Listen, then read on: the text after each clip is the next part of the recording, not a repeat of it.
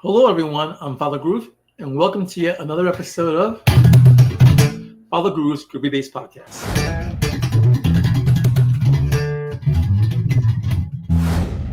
From a fan in the crowd to a performer on stage, destiny unfolded when Mamadou Ba landed a gig with Harry Belafonte. He told him, "You didn't tell me you play the guitar like this." He said, "Oh, yeah, I mean, this is my first instrument."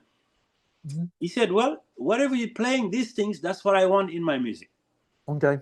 I don't need a Pastorius, Jaco. No. This, you have to play guitar now." Okay. And Richard thought he was kidding. He said, "Really? "No, I'm not kidding. You're going to play guitar." Okay.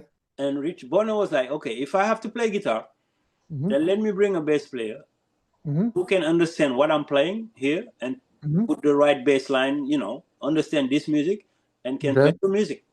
Okay. And say, "Okay, no problem." And Bona called me, "Man, you're going to do the gig?" I'm like, "Man, are you kidding? No way." I mean, he said, and I think Harry had sent one of his staff to look for African musicians. Really? So he wanted, in particular, African musicians from Africa. Yeah, because he wanted that music to influence his music. Okay. So, and then the next day, Richard said, "Man, this guy, there's a guy called Jake who approached me, said, Harry Belafonte wants to meet me or something." I'm like, "Are you serious?" He said, "Harry Belafonte?" He said, "Yeah." "You know him?" I said, "Everybody knows him." What are you talking about? It's like, how do you not know Harry Belafonte? Call me, "Man, you're going to do the gig?" I'm like, "Man, are you kidding? No way." I mean, he said, "Yeah, get ready, man. I already talked to Bona B. They will call you." I was so nervous. The year and a half after getting to US, I was kind of new, still a baby in New York. I was like, "No, this is not possible. No way." And then next thing you know, Steve Jones called me and said, "Hey, listen, man, Mr. B wants to talk to you." I understood English like barely. "Mamadou Ba, Richard Bona told me about you. I'd like to meet you."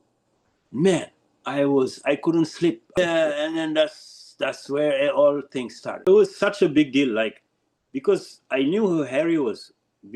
Prior that, he came to my country. But I couldn't even get into the stadium. I was like 15 years old. It was sold out. Like nobody, could. It was like, I'm like, man.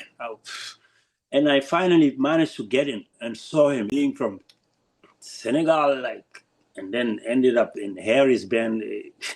I couldn't believe it. So you went from being like someone who's watching him to now you're on. So you went from one part of the audience to the stage. Yeah, and I can understand if you're a musician growing up here, all those gigs can be yours. But for me, it was like, no way. I mean, and that was a pretty good run. And I was with him until he retired, actually.